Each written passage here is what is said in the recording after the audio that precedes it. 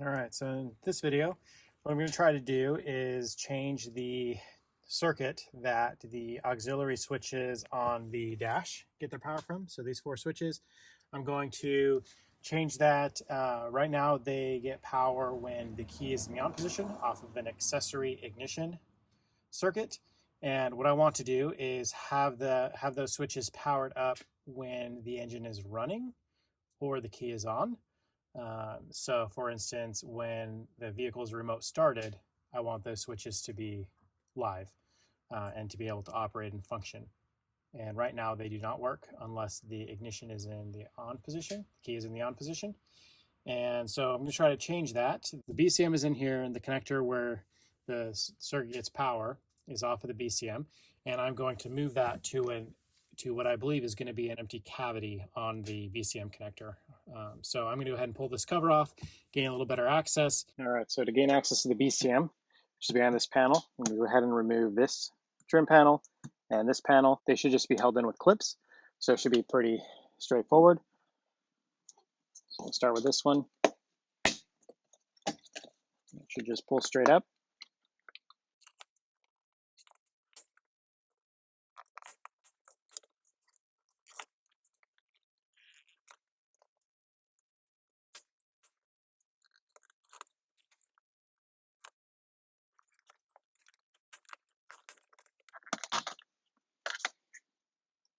All right, so all those came out. We did have one get stuck in here, so I'll have to get a pry bar or screwdriver underneath there to pop that out, and it should just clip back onto this piece of plastic here.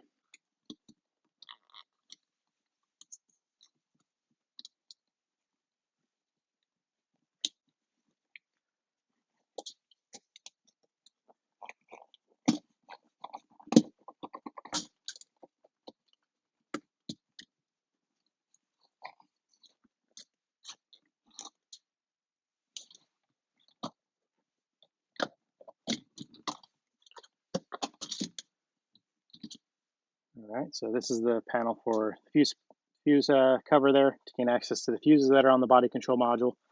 And I went ahead and pulled that off. That's the BCM there with all the fuses and connectors on it. All right, so connector C2280B is the one we want, which is this little guy here. And to get this clip off, there's a little tab here that you push in that holds this gray slider from moving.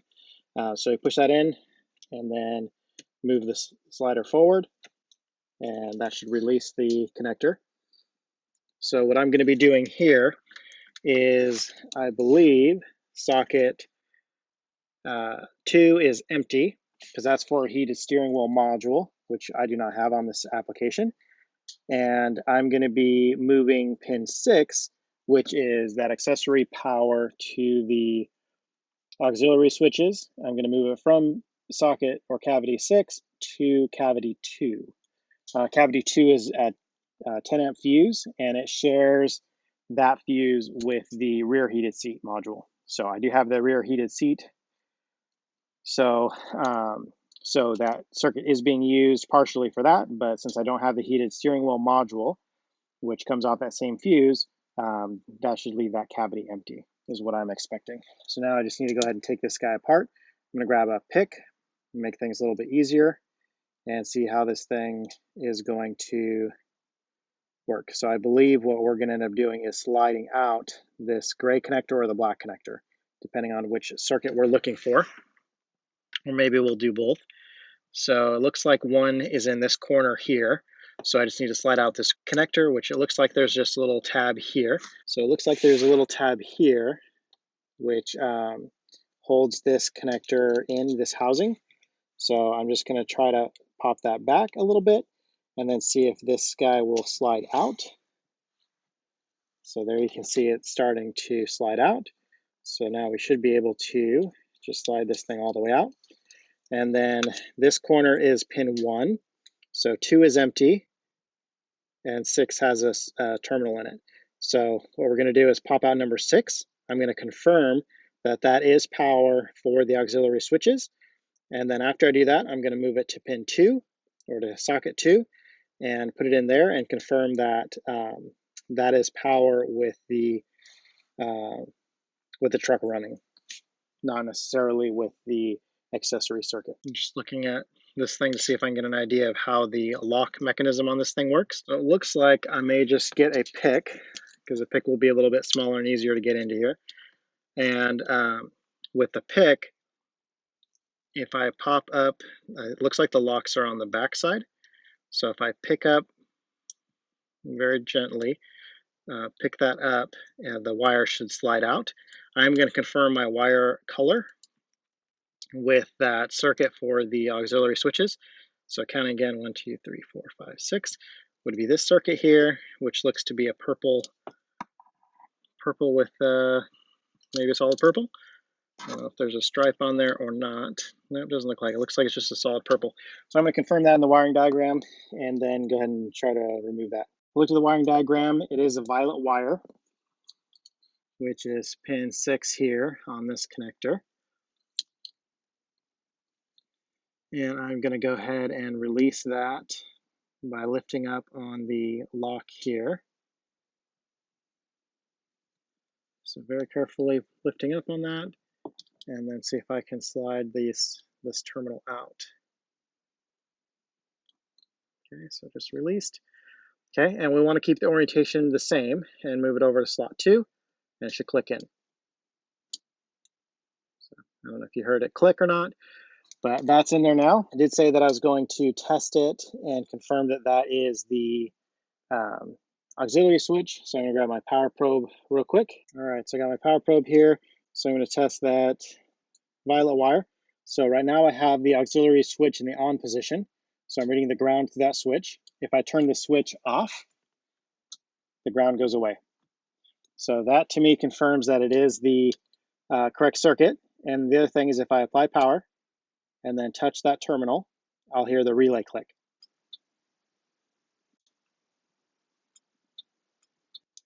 And so that's telling me that that is that correct circuit and that applying power is going to make it operate, function. So now I'm going to go ahead and just slide this connector back in.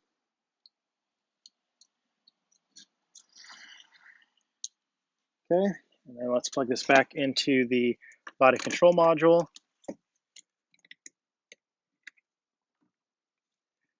So my lock moved, so I need the gray bar to be all the way forward. Push it in, and I'll latch it into place. Okay, so now in theory, if I remote start, the auxiliary switch should function properly. And right now I've got the auxiliary switch number 1 connected to elevate the idle. So in theory, once it remote starts, if the auxiliary switch 1 is in the on position, it should ramp up the idle to about 1300 RPM. So I'm going to go ahead and start it, remote start it, and see what it does.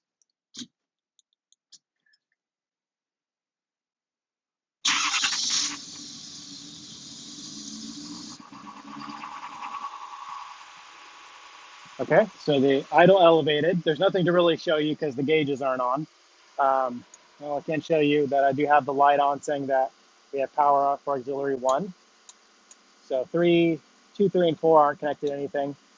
And then if I switch this one off, idle should drop, which it does.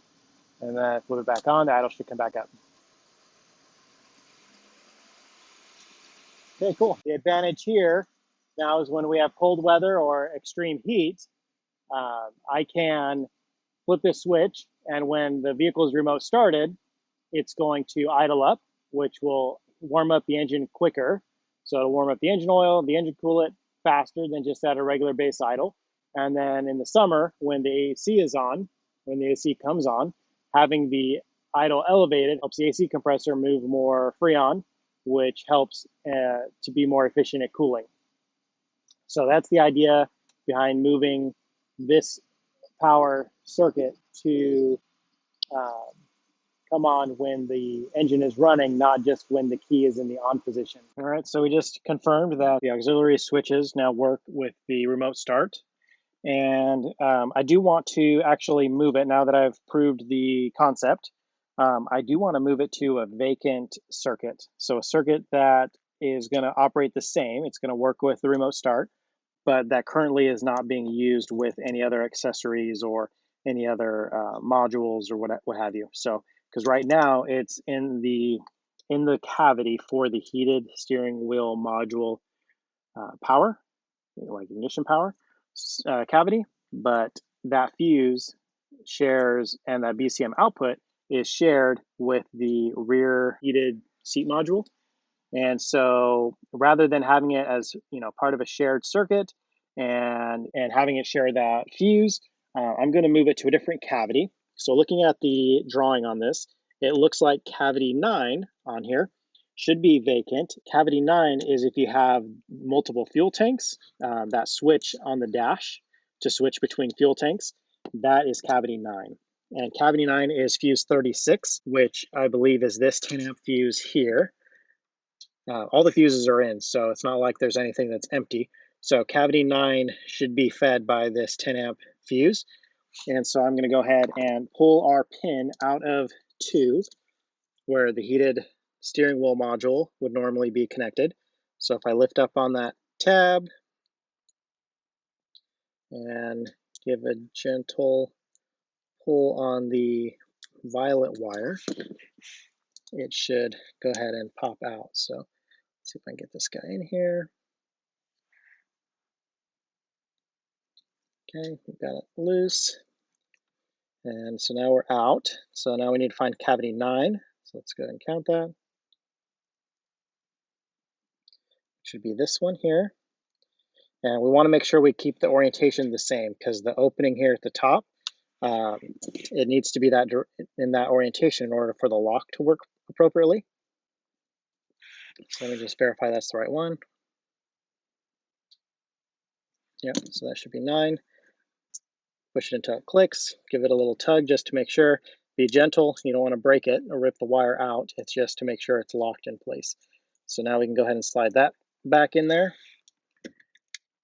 Plug that in, slide the gray lever all the way up till it latches and it'll click. That's in place. Now we can go ahead and remote start. And so right now it's at regular idle. And when I flip auxiliary 1, it should light up and it should idle up. So there we go.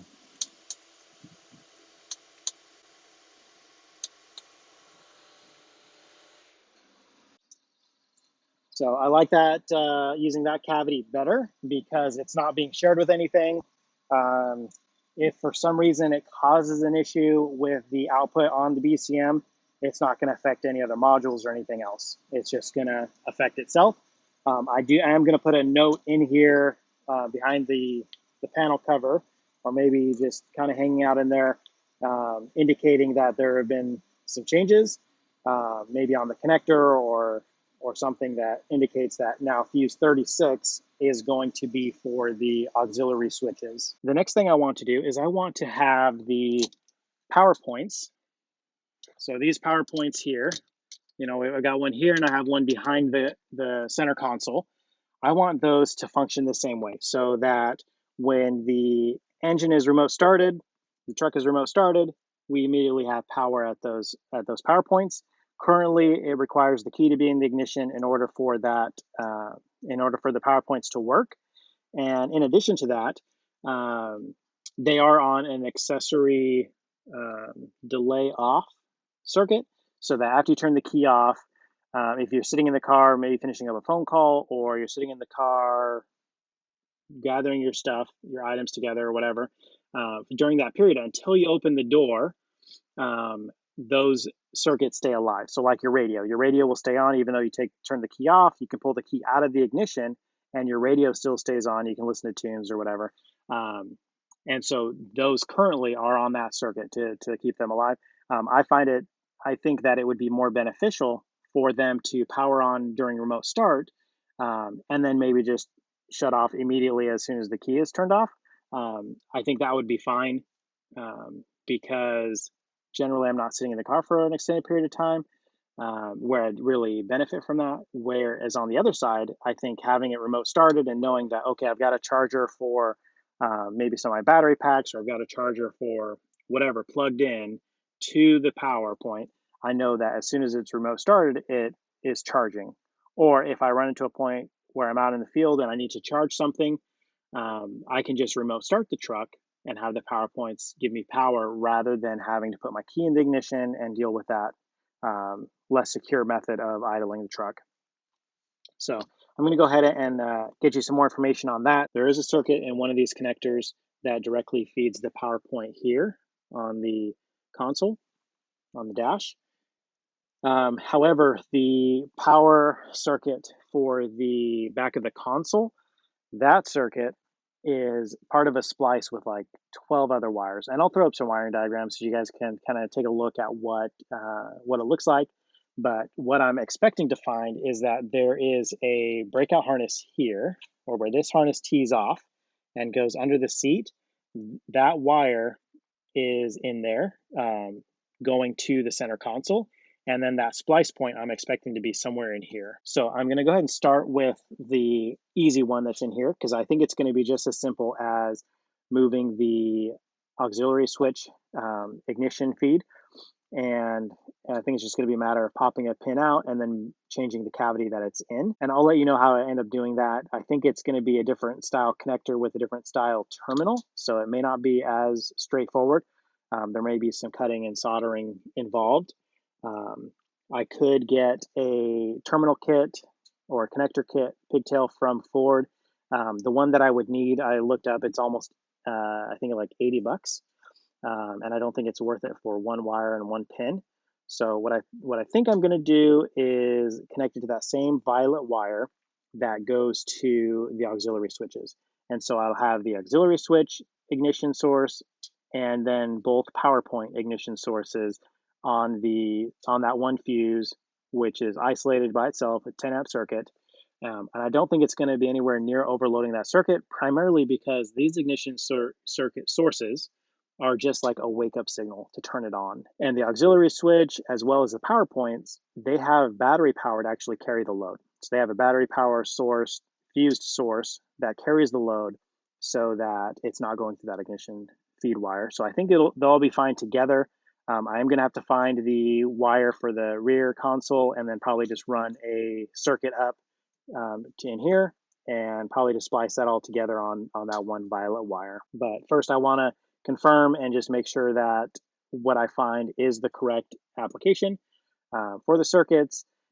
Finding the splice point here, finding this circuit is going to probably be a little challenging because all of the wires off of that splice, they're all the exact same color. So that's going to be a little challenging to make sure that I'm isolating the one that goes up, so that way I don't have to do a bunch of solder repair trying to put the splice back together. So I think it should be pretty straightforward, but we'll take a look and we'll see together. So I identified the connector. So it's this connector here, this gray one, that the ignition wire to power up the front power point is in pin 7 on this connector here. I'm going to go ahead and unplug it and identify pin or socket 7, which looks like it's this green with a purple tracer. So I think that's correct and matches the drawing. So I'm going to go ahead and pop this out. Just looking to see how this terminal comes out. So the lock on this one is this whole white piece here, this white clip. And so to pop that out, it should just be a matter of moving this guy down and then pulling out. Okay, you saw it kind of move there, kind of just make sure you're being careful with this because you don't want to break off any of these tabs, because that's what holds the terminal in place.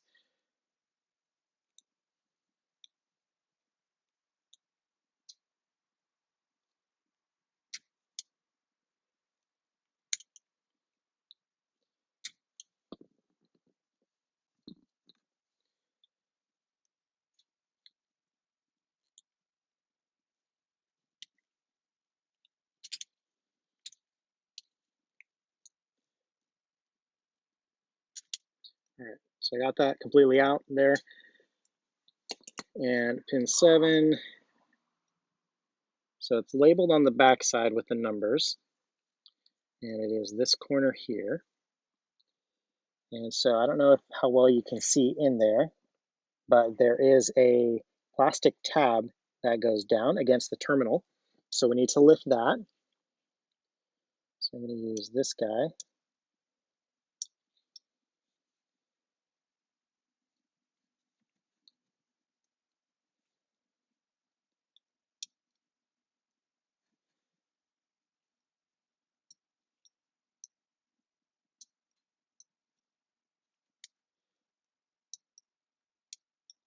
And you don't want to pull too hard on the wire until you get the lock up, because otherwise you're going to be putting pressure on it, on the lock, and it's not going to want to move for you.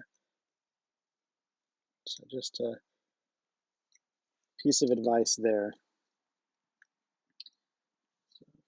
Haven't gotten it yet. In some cases you might need to push the pin forward to get the lock to release. All right, so we got it there. The wire comes out. All right, and I'm going to go ahead and plug this guy back in. And I'm going to check to see if my power point, if I put power on that wire, on that terminal, if my power point comes on. So right now I've got a ground, which should be expected because I've got a load that's waiting to be turned on. And yep, when I apply power, I get the green light on the power point itself. All right, and you can see the green light comes on when I turn the power probe on.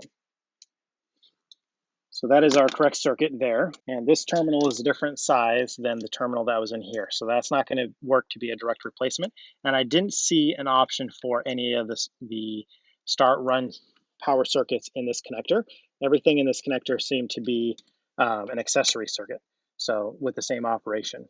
So yeah, I think I'm just going to maybe remove this tape back a little bit, find that violet wire in this harness, and then go ahead and splice it in with this one.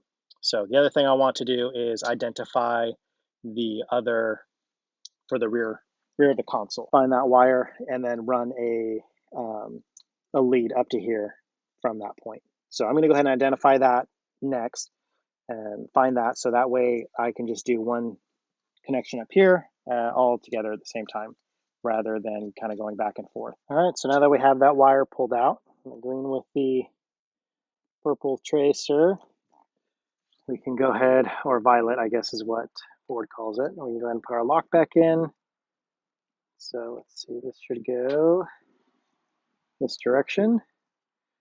And it should just clip back in.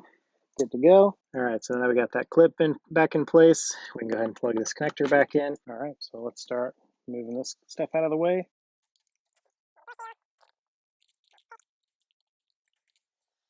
So what I'm doing here is I am pushing in here where this tab is with the pick, and then it should just pop out.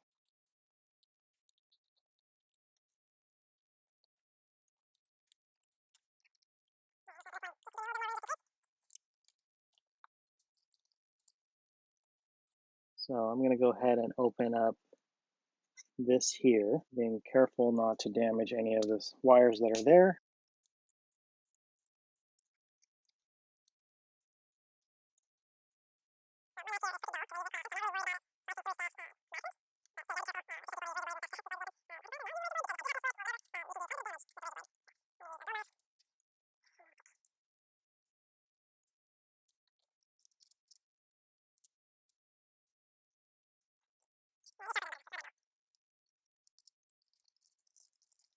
All right, so I am hoping that this circuit is going to be pretty easy to find and identify because it's going to have a ton of wires coming out of it. So this is what a splice point looks like from the factory.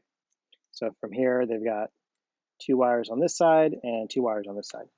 So the splice point I'm looking for should be pretty easy to identify because it should be very large. I don't see anything there.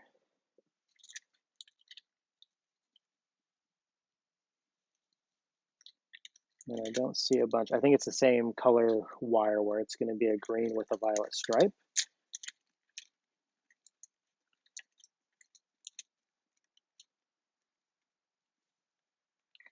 So I think it might be this wire. So what we can do is just follow this wire up to the front.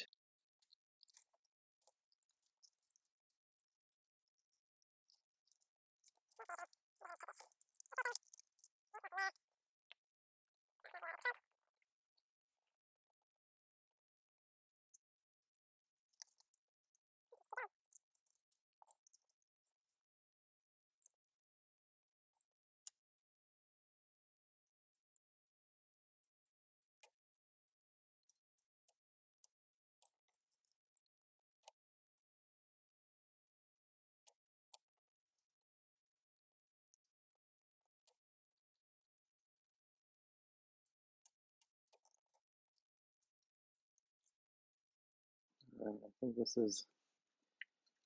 is our splice we're looking for. Sweet. And they routed that yellow wire awesomely. Perfect. Okay. So one of these is going to go to the power point. I just have to find out which one. So let's see if I can follow this bundle. So I want to keep all of these together in case there are other circuits that have this the same color coding.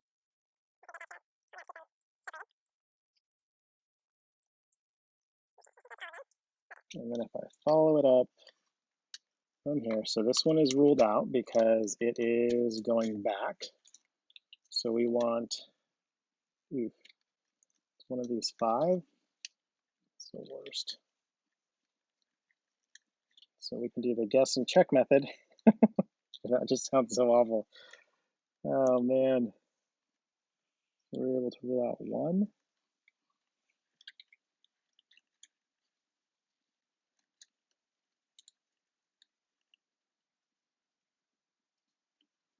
Make sure I'm not missing anything.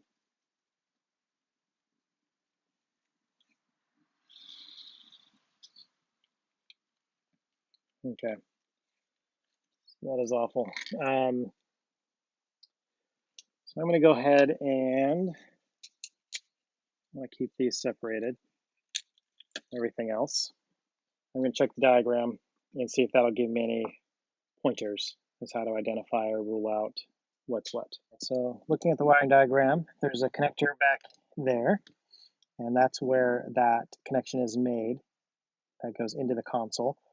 So what I'm going to do is unplug that, and at this point I think I'm just going to guess. If I have to do a solder repair, I can always do that. Fingers crossed. Now let's see what the power probe has to say. What we want on this is an open circuit. If we have anything other than an open circuit, then that's not good. Oh, we got a ground. Question is, should I start repairing it now or just label it and repair it later? Just repair it as I go. Maybe not. Maybe we'll just prep it. So I'm going to be doing a solder connection. This is some very tiny wire. So we don't need a really big heat shrink tube. We're just doing a small heat shrink tube. It is going to be this size. So I've got this heat shrink here. I'm just going to go ahead and slide it on this end. There. I'm going to strip back about a 1/2 inch. Something like that.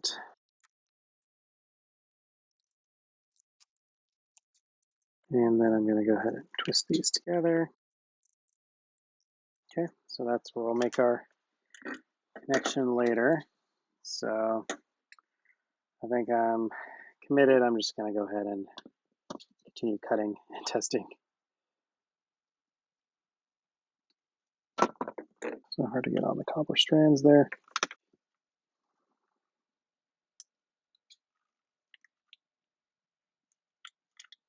Strippers don't work so well on the smaller stuff like this. If they were new strippers, they're probably better. So I've got nothing on this wire. So let me go back to my connector and test it. And I still have a ground there, so I don't think that's it.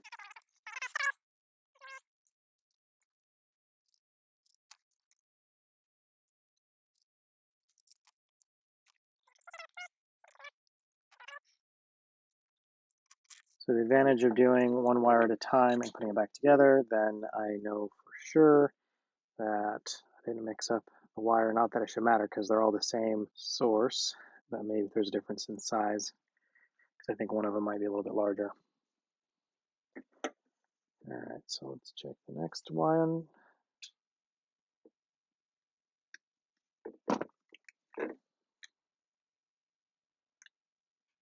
Yep, I don't think I have anything there. So let's check on our connector. And I believe that's going to be our wire. So if you wanted to do this mod, I really don't know what to tell you as far as isolating which one's which. I'm doing the guess and check method, which works. And I know that I'm going to do a good repair on those circuits. So I'm not, so I've got nothing there. I'll go ahead and plug it in. So I'm not concerned about, really disrupting the connection and any of that stuff, because I'm going to be soldering it in heat shrink. So, all right, so I got that plugged back in. So now when I test this, it should read ground, which it does. So I've got a ground there. And I hear some clicking when I apply power to it. So the next thing that I want to do is physically observe it while it is on and confirm that I get the green light. Yep, I can confirm that I'm getting the green light. So sorry, it's going to be really tough to show you since I've got this thing kind of just rigged up the way I do. But believe me, I wouldn't be stopping at this point if it wasn't the wire was after. So this is the wire going to the module that controls the rear power point on the back of the console, the 110 volt power point there. I'm going to go ahead and get some wire so that I can extend this wire up into the panel there next to where the other wire is. And then I am also going to make all these repairs and then solder an extension onto this wire. All right, so this is the green wire that I have. It's 18 gauge, which is quite a bit larger than the existing wire. I believe the existing wire is around 22 gauge. And just for a side-by-side comparison there, you can definitely see there's a difference in the diameter. Anyway, that's what I'm going to be using. Shouldn't be an issue because this is just a signal. It's not a load carrying circuit. Strip back about 1/2 inch. And then twist it on. Something like that. And then now it's ready to be soldered with the other ones. So I am going to use my cutters here to kind of prop up these wires.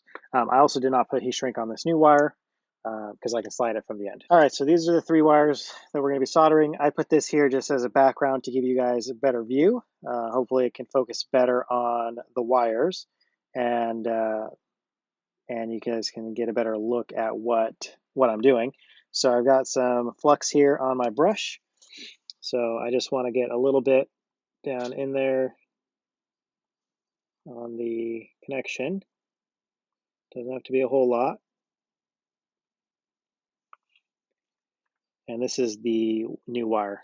That's this end here. All right, so hope you can see that those have flux on them now. All right, so now the tip is warm. We'll put a little puddle of solder there, and we'll put that puddle on the copper. And then we'll just be feeding in more solder to the connection.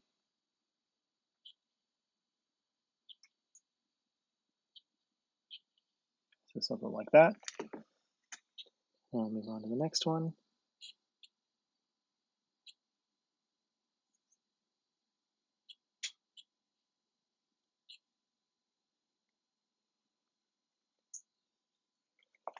And the last one.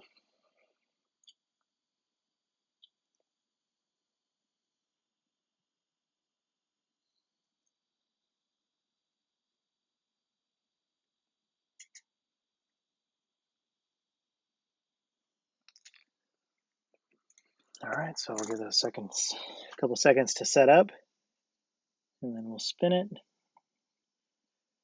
Make sure we've got good penetration. And it looks good to me. So now if we go ahead and slide up our heat shrink here.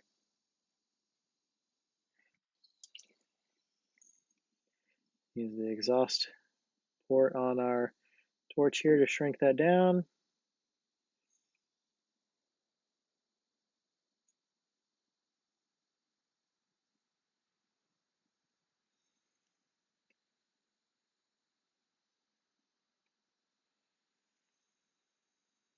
And we have the glue coming out on the sides, so that's good. This other one, make sure it's somewhat centered.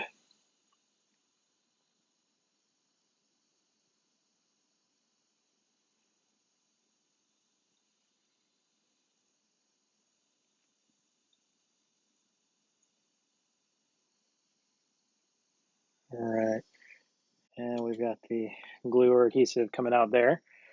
So that's good. Heat shrink on the new wire. And the new wire connection.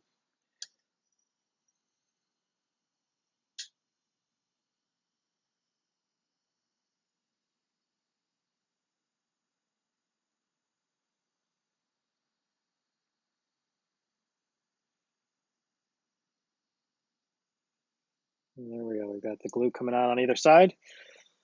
So that should be good. This is the wire that we cut. So let me take some of this heat shrink. We only need maybe 3/8 of an inch. So I got that here.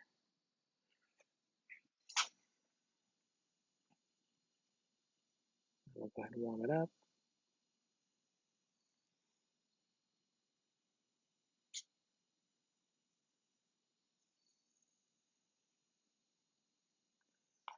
And then give it a pinch. And that seals the end because it has that adhesive that's in there. And yeah, that should be good. That'll look pretty dang good. All right, so now I'm going to go ahead and start rewrapping all of this stuff back up. Before I start taping everything up, I'm just going to fish our new wire through this loom that's right here. Okay, so let's go ahead and try to fish our wire up through here underneath this convoluted loom. Looks like this end was open. There it is. Okay, so we've got our wire through that loom, and now we can start to tape everything up. I use the Scotch or 3M Super 33. That is my favorite tape. I like how soft and pliable it is and how sticky it is. Let me know in the comments what you guys use. This isn't the cheapest by any means. It's quite expensive, but I found that for most of the applications that I'm working in,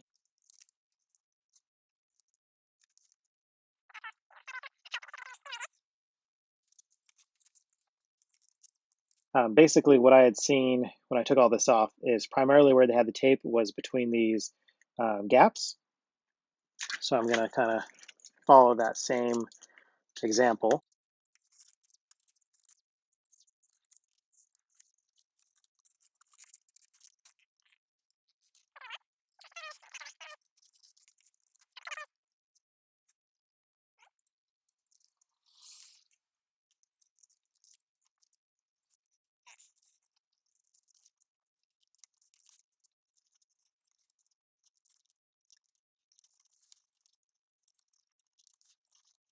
All right, perfect.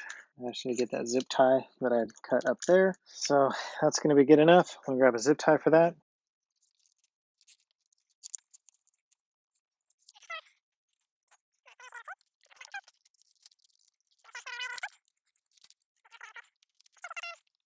And go ahead and put the door seal back on. All right, and so our seal that popped off, so this is rubber, and there's a plastic clip that goes through the rubber. The rubber seals out moisture from coming in, and I am just going to put this in place. Kind of like how it was. And then that's going to go on. But before I put that on, we need to get the corner piece in. So I'm going to wait on that. All right, so now we need to get this wire out of here. I'd like to get it back up to here, this connection. So I'll just see if I can unwrap this tape.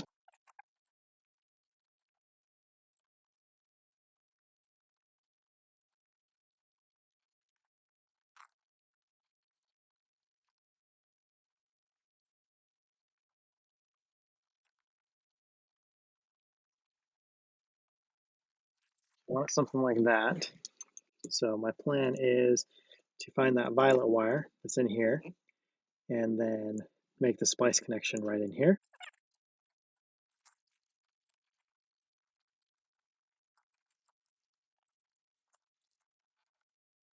So there's our violet wire. And I can cut this wire back here. If I ever wanted to, I saw this pin. I could go ahead and repin it back to where it goes there. Go ahead and take off about 1/2 inch. These strippers are getting worse and worse. Let me work with my snap-on guy and get some new ones.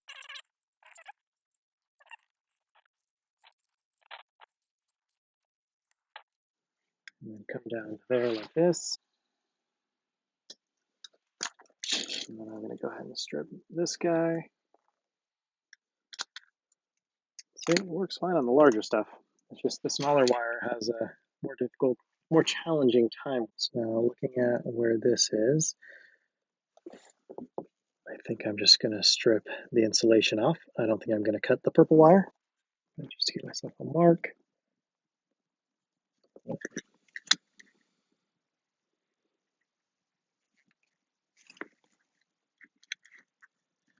I'm going to give myself about half an inch. Something like that. This is where a sharper knife would come in handy. But I'm just going to take off the insulation. Hopefully just the insulation.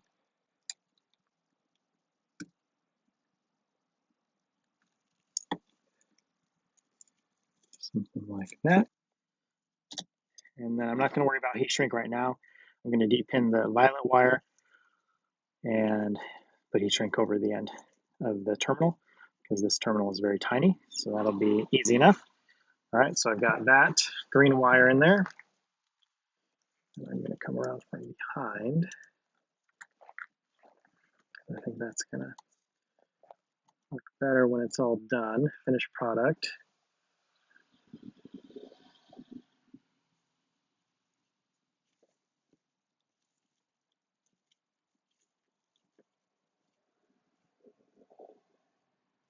All right, so there's what our wire looks like before being soldered. Go ahead and wipe some flux on here. All right, so we're going to put a little puddle on the bottom of our tip here.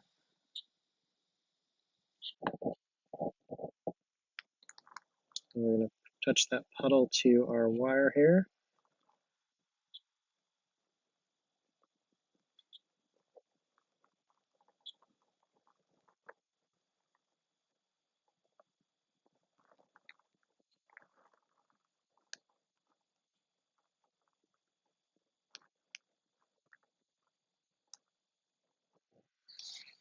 All right, so let's take a look at the, see if we can look at the back side of this connection. Looks pretty good. Now I just need to pop this pin out. It is in cavity number 9, socket number 9. So I am going to use my pick here. All right, so we got our wire out. Now I'm going to grab a heat shrink to slide over that. All right, now we're going to slide our heat shrink over. 3 wires. Hopefully this is the right size heat shrink.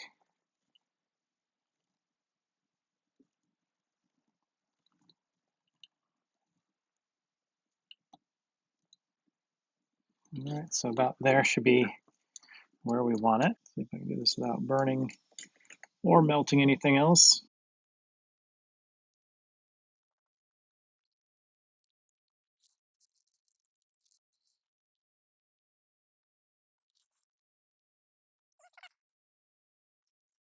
That's good. So I've got the glue oozing out on the bottom and the glue on the top. Now I can put that back in cavity number 9. So the red one is number 1, and this is 13. 12, 11, 10, 9. And remember the orientation, we want to make sure it matches the same direction so that the lock can work correctly. Okay. Now we can go ahead and slide this back in. There is an arrow on here. Let's do it backwards. There's an arrow on the side here. I don't know if you can see that, but it indicates which way to slide it in. So once it's slid in like this, I'm not sure if it'll slide in the other way or not. Hopefully it wouldn't, but I guess if you give it enough effort, maybe you can get it in there. All right, so that is done. So let's go ahead and plug that in, latch that in place. So now in theory, when we remote start, we should be able to use our 110 volt power outlets. So let's go ahead and take a look. All right, awesome. So now when it's remote started, I can use the power outlet here, and I can also use these upfitter switches.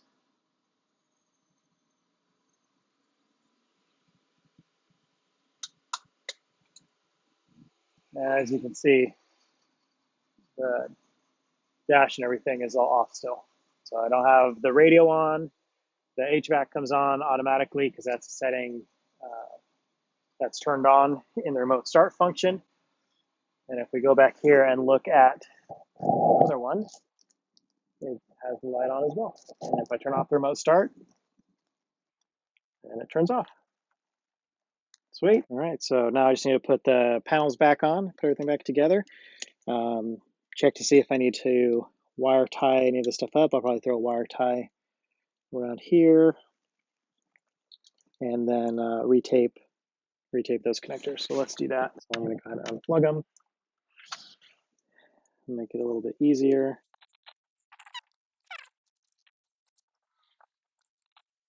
Plug that back in, and then we'll undo this connector, and we'll tape up the same thing.